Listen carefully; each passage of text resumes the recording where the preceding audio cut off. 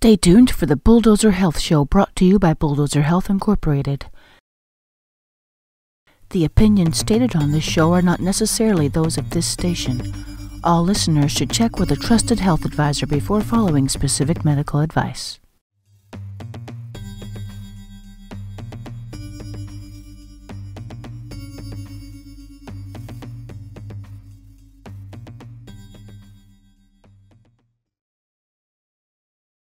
Hello, my name is Wendy Love Edge, and I'd like to welcome you to the Bulldozer Health Show.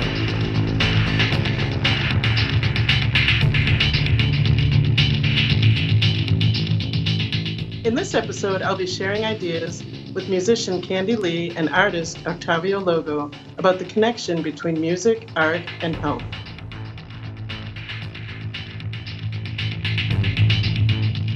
Welcome to the show, Octavio and Candy. Thank you. Thank you very much. Thank you. So I'd like to start this episode by giving the World Health Organization preamble of their definition of health. And mind you, this was written in 1946. So here's the definition that they give. Health is the complete physical, mental, and social well-being of a human being, rather than just the absence of disease. So I think this is a really important point, especially as, now we're in 2017, and we're still kind of struggling with what is health and what is wellness and what is disease.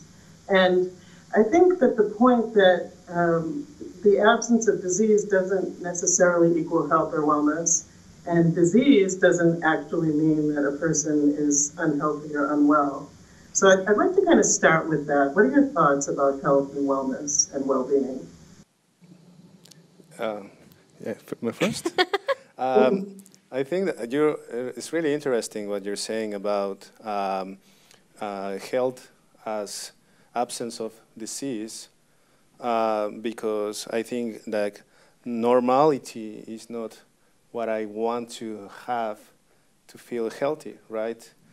And a normal state is like absence of disease, but you cannot say if you're happy or better shape than normally. So I think it's really interesting to think like normal is not necessarily good. Right, and what is normal anyway? Yeah. Right, what is normality? I think when we're talking about health, we're really talking about balance in the body, right? Bringing equilibrium or homeostasis. I don't know if that's a word that you guys are familiar with. But let's talk a little bit, Candy, about music and how that can impact a person's social well-being, mental health, physical health. What are your thoughts about that? Oh, so many things. Well, for me, music personally is my therapy. I use it for my, my mental and spiritual health, and it's my way to get out my feelings and my thoughts that I probably couldn't otherwise. And it's also a good way to relate with other people, and I think a strong part of being healthy is being able to relate to other people, especially when it comes to matters of the heart. It's very important for my mental health. I think like whenever I'm in a very busy period in my life and I'm unable to make music or to even practice music or write music, I feel like my soul dwindles a little bit. So it's just so important for me as a musician. But then for people who aren't musicians, music is such a healing thing. Like no matter what you're going through, you can find music that relates to you and to your own personal journey. And right. Even, they say that classical music, if you play it for your baby, it helps stimulate their brainwaves and, helps them understand math better later on. So music is just like, it's just so powerful. Right. And you're talking a lot about the mental health aspect, the emotional aspect. And I think that's really important. We're all kind of born, we're growing inside the womb with this heartbeat, right? This rhythm. So we kind of come into the world with the rhythm, right? And I think coming back to that can really bring a sense of peace to a person, don't you? I do, 100%. 100%. And Octavio, so with the art aspect and creation, you know, I was thinking today about how when you're creating, you're actually acting on something, right? You're not just thinking about it in your head, but you're making something and doing something. What Yes. are your thoughts about that and its relation to well-being? Yeah, I think that it's like music is part of a skill that I think anyone can learn, and so you have some part of ideas, talent, and things by yourself, but you need some developing in your skills, exercise and stuff, to be better. And so I think that personally, I feel really good when I'm working hard with something and getting better. And getting better means like try to landing better what I have in my heart and in my mind. That process for me is communication.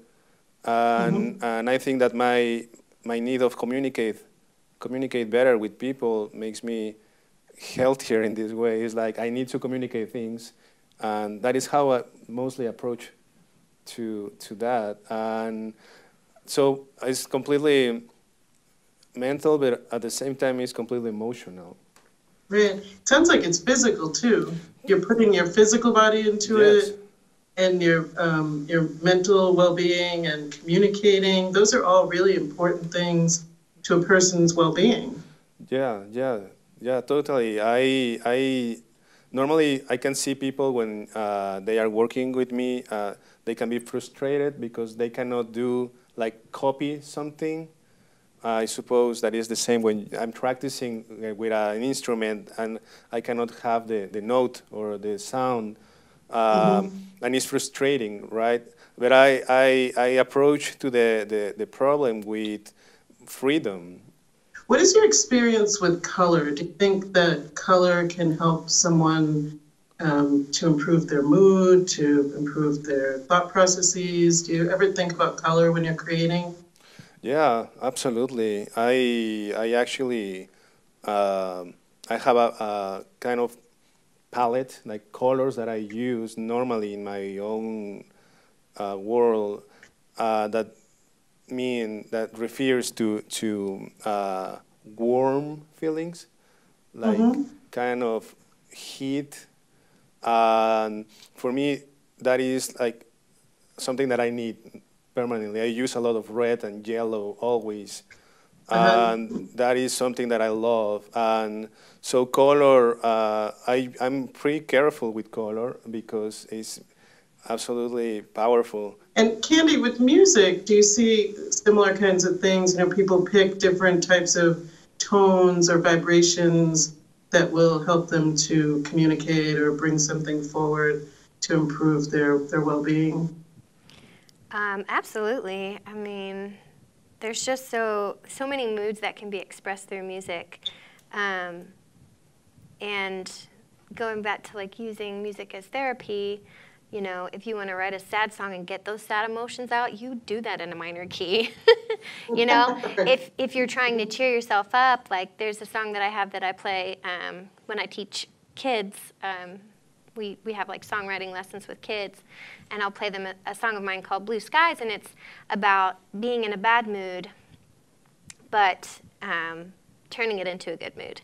And so that's a very happy major song. And I always tell the kids, if you're having a bad day, you just make yourself a happy song, and everything's going to be okay. And that's great for them to have. That's wonderful. Yeah. Do you have an example of a student that you've seen improve their well-being or mental health or even physical health using the music that you're teaching? Well, I don't get to be with any one student for too long. I'm with them for about a week each year. But you can definitely see the kids become more involved as they become more comfortable with the process and more comfortable with me. And so the kids that are, you know, a little hesitant, they're not participating right away. By the end of that week, they're just like on fire about the music. They love it. Like even the ones that are a little skeptical at first, they'll come up and say, "Miss Candy, that was the most fun I've had all year."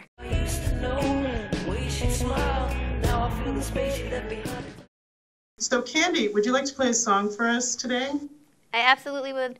It is called Music Flows, and it's about using music as therapy and letting your emotions just flow out.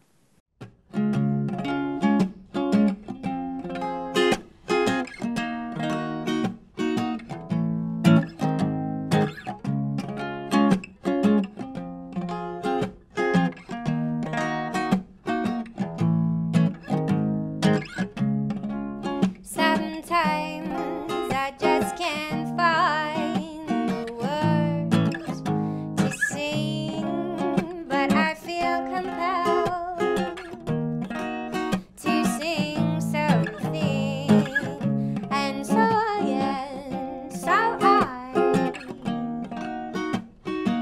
open up my voice box and mouth and let the music flow through.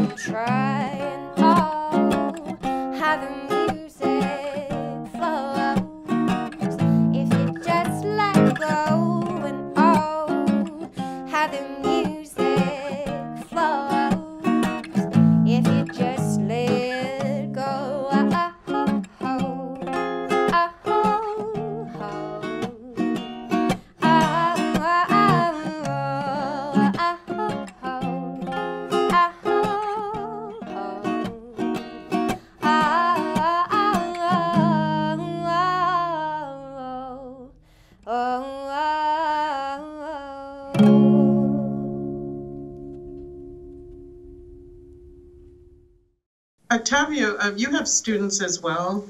Yeah. You work with adults and children, or? So I had an experience. It was kind of amazing. The last September 16, we were celebrating a Mexican independence in a place in Springdale. So I had a display, a mural that you can move around. It's on plywood, and you can install at different places. It's long, it's big, it's beautiful. So I saw this young woman seeing the mural, and I approached, and she started talking with me without knowing that it was mine. Okay. So she was really excited, no? Like, you should take this and do things with kids or teenagers because they can be so, I don't know, transformed about art, and there is no many art schools here. So she was talking about that, and actually I was just finished a program with the Washington County Detention Center for teenagers in Springdale. They invited me to make kind of workshops with these teens having problems at school, home, and they are really close to go to jail. So they need to spend like 5 weeks, 5 hours daily in this gray room. In order with good people, these guys there, the tutors are really great people. They have a good time, but in the building it was awful. The thing is, I had a kind of interventions with them, making some drawings, inviting them to share their experiences, and they had this program with kids and with guys and with girls. So one of these girls was super excited and giving me drawings, and she was like not talking at all, but just giving me drawings, and like, wow, no? She was really, really amazing. So I did a mural, and then I said to this woman, like giving back to the story with the mural in the celebration, and I said to her, I did this mural, and I had this collaboration with, and I was saying with, and she grabbed my arm and she said, my daughter was there. And my daughter was amazed about your work. You're Octavio, right? You did this thing, and she was like, and I felt it again. It was for me was like, oh my God, this woman is like talking so beautifully about my work, and so her daughter is like she was there, and and she didn't knew it, and it was so beautiful for me. Like I don't even imagine that I was changing this girl understanding about, I hadn't the chance to talk with her or to experience more with her, nothing. It was just like her reaction, drawing, and experience. And so she said, and now my daughter wants to study art and being an artist. And yeah, it's one of my most beautiful experiences, recently. Yeah. That's a great story about how you can impact a person's life and improve it using art. Yes. Whether or not she becomes an artist, you improved her life by presenting that to her and giving her that opportunity. And I think that's really important. And it also goes back talking about self-esteem, very important. When you were talking about the gray walls, right? So I just have to tell this little story. I did some humanitarian work in Guatemala many years ago, and I was there as a therapist, and we went to what's called a nutrition center. People can't afford to feed their children, so they drop them off at this center.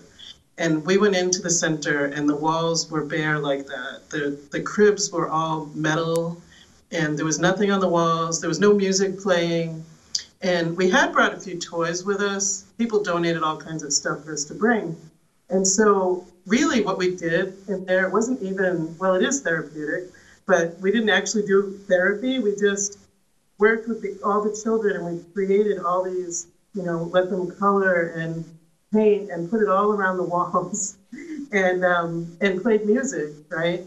And it was almost instantaneous, the change in the children. Like, I thought that they couldn't stand up. They were like laying in the crib, just doing nothing. I thought they didn't have the physical capability to do things. But as soon as we presented the music and the art and the color in the room, they all completely changed. Yeah. And for me, it was a really important lesson about how these things, which seem kind of simple, they're really not. They connect people up. Would you say that, Candy? You know, it kind of connects up the brain waves on so many different levels and opens people up, you know?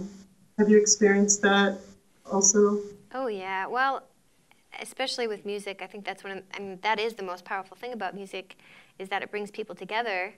And, you know, one of my favorite things growing up when I was a kid, when I was in, you know, the church and everything, my favorite part about the whole thing was being able to sing with this huge group of people. It's just like such a powerful way to connect with people, and then your whole mood just changes, and automatically you're on like a different level, like almost like a different spiritual level that you couldn't have been at before if you were just singing by yourself. You are listening to the Bulldozer Health Show. We'll be right back.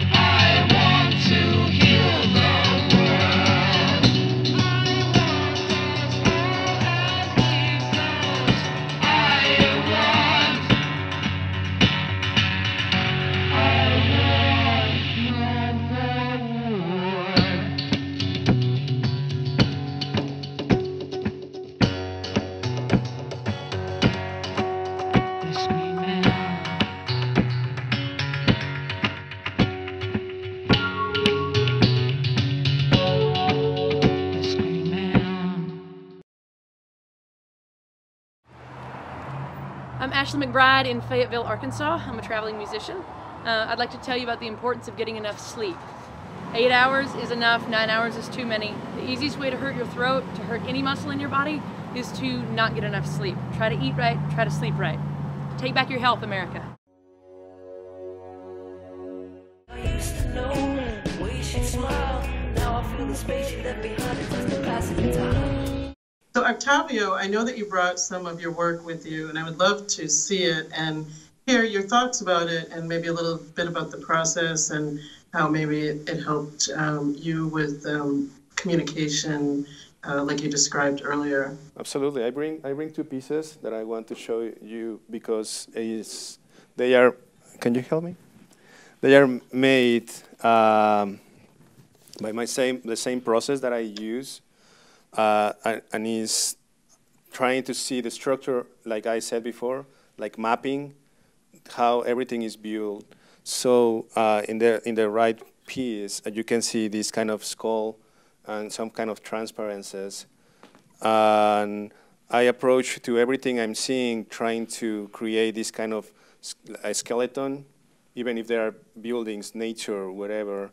And for me, it's like making a radiography, you know, like kind of X-ray flesh, if I can say that. So for me, it's just like this structure that we have, all of us here in the earth, the bones, if you want to call that, and then just the spirit, you know, this kind of light. And we have this shape because we have this shape, a human shape. But I like everything that in that kind of fantastic area around. And so I approach to this kind of building stuff because I believe in proportions and I believe in mathematics, and I use the golden ratio, the Fibonacci series numbers to developing, growing, and harmony between everything in the universe and in the atoms, and it's my way to approach to my pieces. I wished you well, but it's been too long now.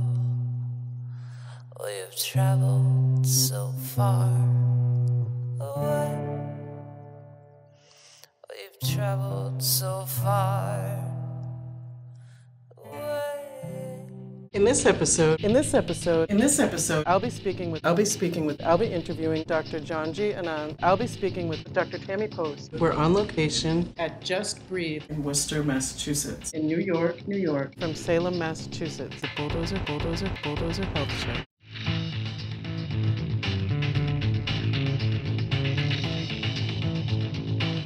Bullddozer Health Incorporated is a 501c3 nonprofit organization and healthcare reform initiative. You can find us at bulldozerhealth.org. Take back your health, America.